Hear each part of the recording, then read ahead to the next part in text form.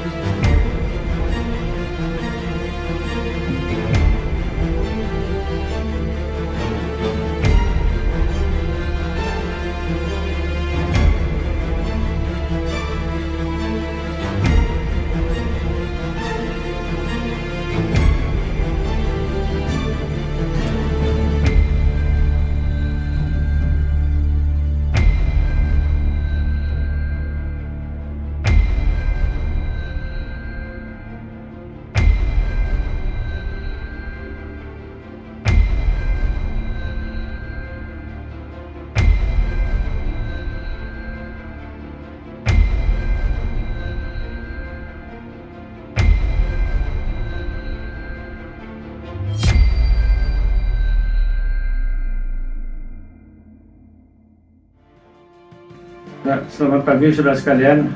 Dapat kami sampaikan dari BPBD Provinsi Sumatera Barat bahwa telah terjadi banjir akibat curah hujan yang relatif cukup deras untuk hampir seluruh wilayah pesisir Sumatera Barat, mulai dari Jumat kemarin pada Isya sampai dengan sekitar jam 7 pagi tadi.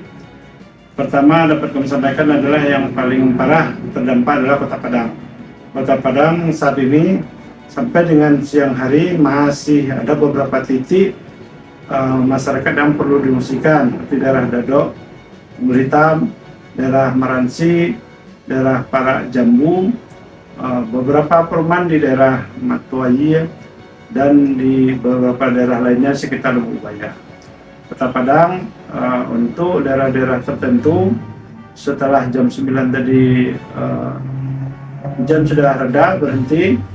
Biasa Kota Padang beberapa jam setelah hujan reda, sebagian besar banjirnya sudah mulai surut. Alhamdulillah siang ini sebagian sudah surut, tetapi warga yang mengungsi masih perlu dilakukan bantuan oleh BPBD dan pihak-pihak terkait. Untuk Kabupaten Padang Pariaman juga ada terjadi banjir di beberapa titik. Sebagian warga masih ada yang belum mau dievakuasi, mengingat mungkin harta benda dan lain-lain, tapi BPBD turun membagikan makanan pada tempat-tempat banjir, dan itu sudah dilakukan sejak dari tadi pagi sampai siang ini. Untuk Kota Pariaman, informasi yang kami dapatkan, ada warga hanyut jam 5 subuh tadi, jam 9 ditemukan dalam kondisi meninggal dunia. Sedangkan warga yang terkena banjir sebagian mengungsi ke daerah terdekat, dan alhamdulillah sudah aman untuk saat ini sementara. Untuk daerah Agam juga terjadi banjir di beberapa titik, sedangkan longsor, informasi dari masyarakat juga ada di jalan dekat arah ke Danau Meninjau. Saat ini kawan-kawan di Kabupaten Agam, BPBD, dan instansi lainnya sedang ada di lokasi dan belum memberikan laporannya. Untuk Kabupaten Pasaman Barat juga terjadi banjir, tepatnya di pinggir Batang Pasaman, dan sekitar 350 rumah terendam banjir, tapi saat ini banjir sudah surut dan lalu lintas sudah bisa berjalan seperti normal kembali. Kami mengharapkan pada masyarakat bahwa ancaman bencana banjir dan longsor untuk beberapa hari ke depan masih akan ada, karena informasi dari BMKG masih akan turun hujan dalam kondisi ringan, sedang hingga lebat. Makanya kita mengajak kepada warga, apabila terjadi hujan di malam hari, agar ada bagian dari masyarakat yang berjaga-jaga untuk menginformasikan kalau seandainya terjadi banjir, khususnya di lokasi-lokasi yang masih atau pernah tertimpa banjir. Itu dapat kami sampaikan dari BPBD Sumbar. Assalamualaikum warahmatullahi wabarakatuh.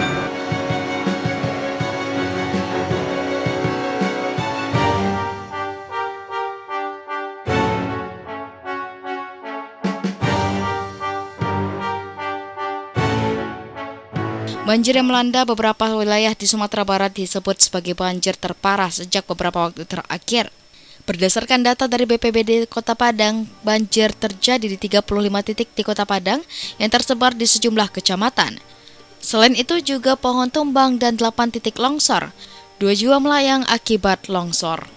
Masa tanggap darurat pun diberlakukan dari tanggal 14 hingga 20 Juli pasca banjir hebat yang melanda di Kota Padang.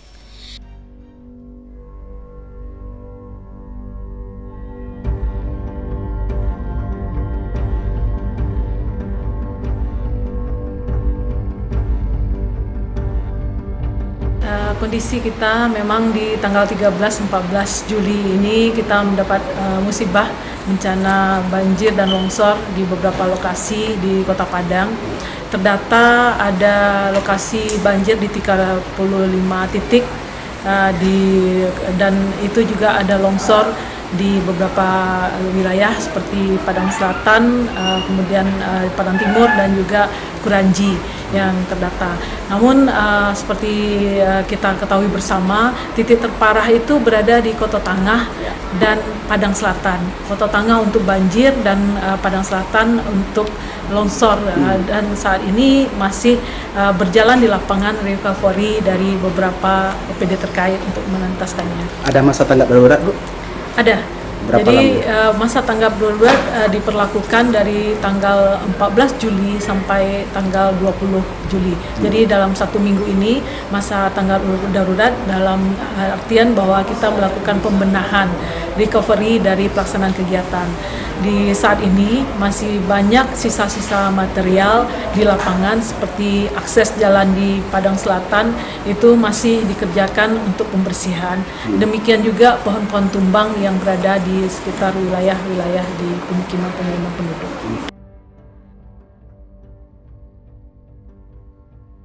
Banjir di Kota Padang bukan permasalahan baru. Selain itu, beberapa titik yang terendam banjir beberapa waktu lalu juga merupakan kawasan yang langganan banjir. Lantas, apa yang menjadi penyebab bencana banjir terus menjadi ancaman di ibu kota provinsi Sumatera Barat ini? Pengamat tata ruang Universitas Bung Hatta mengatakan ada sejumlah faktor yang menyebabkan banjir di suatu kota. Di antaranya ialah faktor alam. Faktor alam tersebut misalnya intensitas hujan yang tinggi. Selain itu, kota yang berada di pesisir pantai yang memiliki banyak sungai juga memiliki potensi banjir yang cukup tinggi.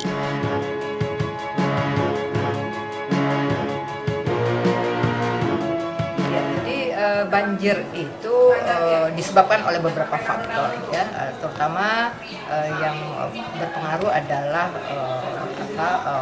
bentuk kotanya.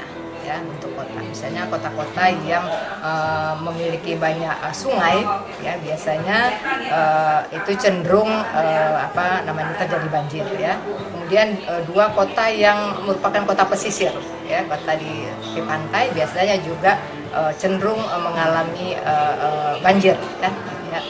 Nah, untuk banjir yang melanda kota-kota pesisir biasanya itu karena diakibatkan oleh adanya banjir rob, jadi naiknya permukaan air, ya. Gitu.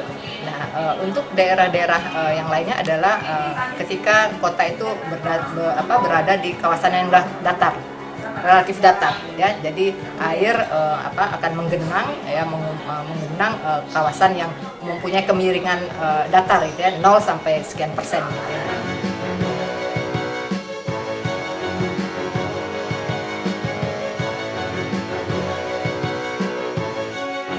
Namun bukan hanya faktor alam, banjir di sebuah kota juga disebut dipicu oleh faktor non-alam. Salah satunya ialah permasalahan tatanan kota. Berdasarkan kajian tata kota, pola ruang kota biasanya terdiri dari kawasan lindung dan kawasan budidaya. Kawasan yang kerap dilanda banjir ialah kawasan budidaya atau kawasan pertumbuhan penduduk atau kawasan yang terbangun. Di kawasan ini penyebab utamanya ialah kurang baiknya sistem drainase.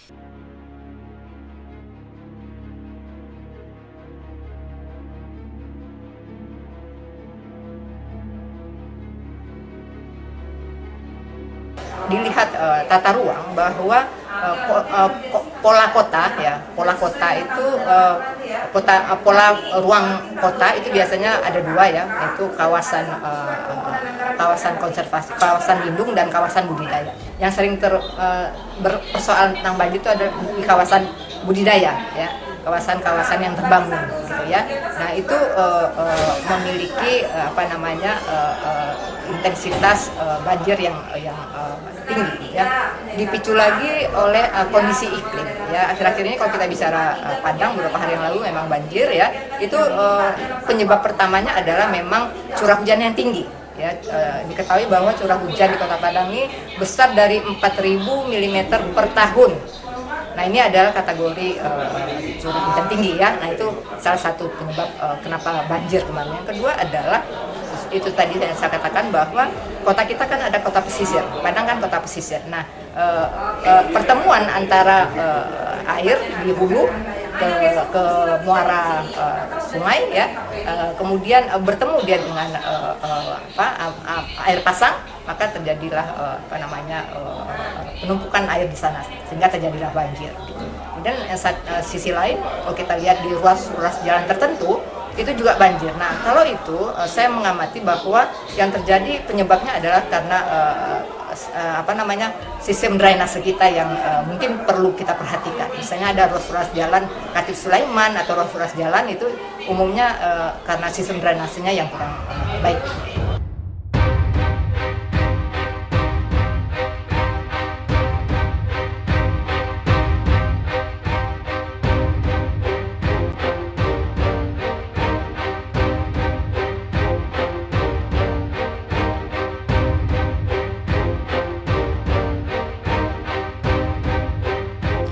Pola tatanan kota menjadi aspek penting dalam mengurangi resiko banjir di sebuah kota.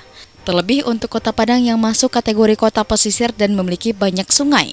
Lalu, apa yang salah dalam penataan kota sehingga bencana banjir terus menjadi momok yang menghantui warga kota ini?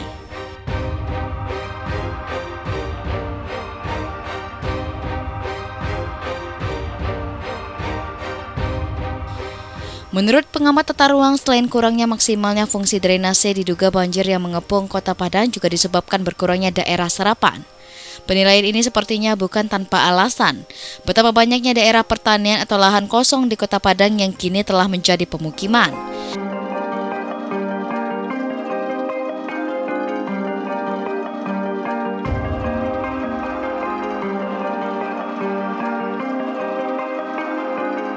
Daerah resapan air adalah lokasi yang difungsikan sebagai tempat meresapnya air hujan ke dalam tanah atau daerah yang lebih rendah sehingga manfaatnya bisa dirasakan oleh banyak orang.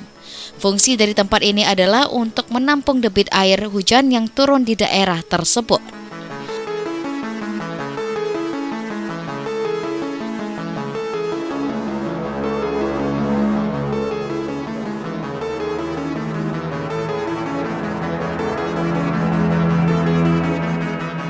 Secara tidak langsung, daerah resapan memiliki peran vital dalam pengendalian banjir dan kekeringan di musim kemarau pada suatu daerah. Dampak yang terjadi kalau sebuah wilayah tidak memiliki daerah resapan adalah bencana banjir, kekeringan, sampai tanah longsor.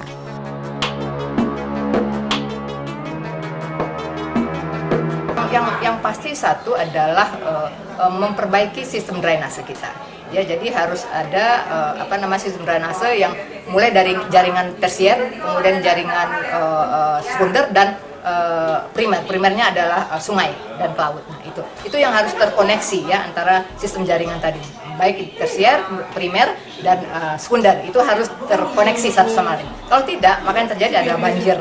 Ya, saya pikir harus ada upaya yang serius dari pemerintah bahwa salah satunya adalah tadi sistem drainase diperbaiki, kemudian juga perizinan ya, perizinan dikeluarkan bagi lahan-lahan memang yang diperuntukkan untuk permukiman atau budidaya gitu ya.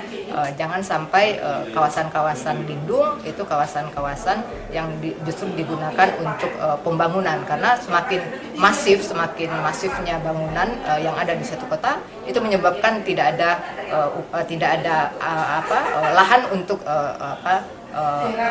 air untuk meresap ke dalam tanah gitu ya. Jadi sistem intensitas lahan harus rendah gitu ya. Jangan sampai semua lahan kita bangun sehingga tidak ada untuk daerah resapan air.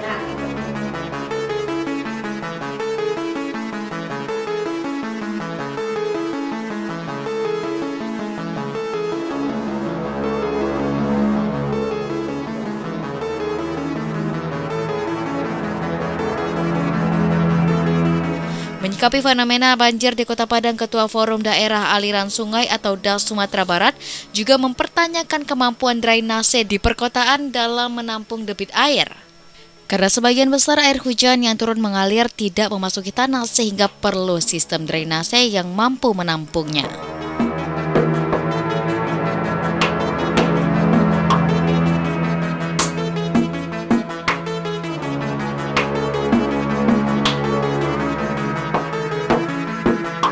Kita berada di pinggir Banda Bakali ya, ini banjir kanal. Ini kita lihat airnya sudah susut ya. Tapi kalau hari Jumat kemarin itu besar sekali ya dan keruh pekat ya. Nah ini kita lihat ya, ini dibuat tahun 1911 ya, lebih 1 abad yang lalu. Kenapa dibuat oleh zaman VOC dulu, zaman Belanda? Ini untuk menghindari alang lawe, pasar gadang, sawan tidak banjir. Nah ternyata sekarang hanya tinggal namanya saja Kampung Terandam di Sawan, tidak pernah banjir. Kampung Terandam di Para Haji Garang dekat kampus UIN 2, tidak pernah banjir lagi. Nah artinya apa? Drainase yang besar seperti banjir kanal ini sangat mampu mengatasi masalah banjir. Terbukti itu tadi kan, di Kampung Terandam di Sawan hanya tinggal nama, tidak pernah banjir. Nah kemarin itu Banda Jati itu meluap sehingga airnya masuk ke rumah sakit. Rumah sakit terpapar gitu, karena kebanjiran ya, terpaksa dievakuasi, ada pasien di sana.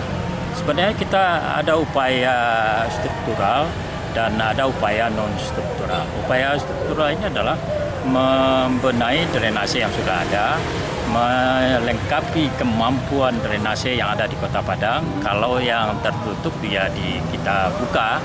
Kalau yang tidak sampai outletnya kepada tempat pelimpahan air ke sungai atau ke laut ya kita sampaikan. Nah, semua masalah ini sebenarnya sudah terlihat jelas ya, bahwa banjir atau genangan di Kota Padang itu hanya berlangsung 5 jam atau 12 jam. Nah setelah itu kering. Nah kemana airnya itu pergi? Ke dalam tanah. Nah mungkin Kota Padang dekat dari permukaan laut ya, paling setengah meter itu ada ya, sampai 1 meter di Jalan Sudirman ini 1 meter lah di atas muka laut. Nah kalau ke dalam tanah paling 20% atau 25% dalam Kota Padang. 75% lagi dia bergerak ke tempat yang lebih rendah. Nah itu dibutuhkan waktu 5 jam atau sampai 12 jam.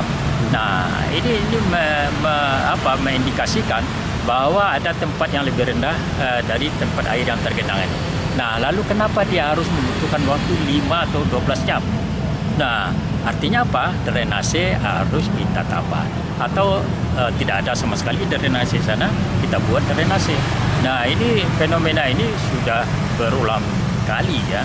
Kita kasih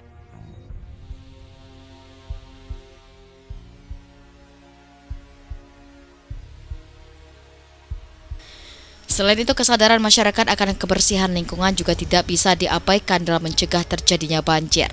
Oleh sebab itu, edukasi terhadap masyarakat harus dan perlu dilakukan. Ketua Forum DAS Sumbar juga menyoroti akan pentingnya menjaga kawasan timur Kota Padang yang merupakan kawasan hijau.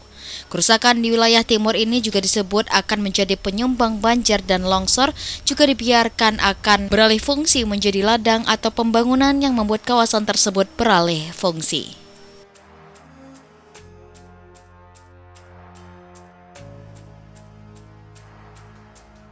Nah itu sepanjang ini saya lihat masih banyak ya yang belum dibersihkan.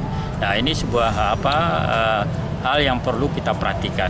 Nah hari ini kita melihat memang hujan tidak ada, banjir kanal airnya tidak banyak, tapi di dalam badan banjir kanal ini kita lihat ada pulau-pulau kecil ya. Pulau-pulau ya, itu sedimen yang bertumpuk. Nah berarti kalau ada sedimen di dalam sungai berarti ada lahan-lahan yang tergerus ya. di hulu sungai ini, di sungai Batang Arau, Batang Kuranji, Batang Kandis, ya, Batang Bungus, ya, kemudian Batang Arau, mungkin sudah terjadi longsor. Nah, kenapa longsor banyak terjadi di Kota Padang? Kota Padang ini memang luas ya, 694,96 km persegi, tapi hanya yang efektif bisa dihuni hanya 220 km persegi. Artinya 25% dari total luas Kota Padang itu yang bisa diberdayakan untuk pemukiman, perekonomian, dan pertanian. Selebihnya adalah kaki gunung Bukit Barisan. Nah, itu yang banyak ditumbuhi atau ditutup oleh hutan. Nah, kalau kita perhatikan dari jauh hutannya bagus, tapi kalau kita masuk ke dalam itu sudah ada yang bolong-bolong ya, ada illegal logging ya, penambang hutan. Dan dari kejauhan juga ada kampus-kampus terbuka ya, lahan terbuka atau tempat destinasi baru. Saya lihat itu kalau kita lihat dari bypass itu jelas kelihatan ya, ada tempat destinasi baru yang yang di-declaring, atau juga ada ladang-ladang baru yang berpindah. Nah, ini berisiko. Kalau itu banyak terjadi di bagian timur Kota Padang, banjir dan longsor tetap akan selalu ada.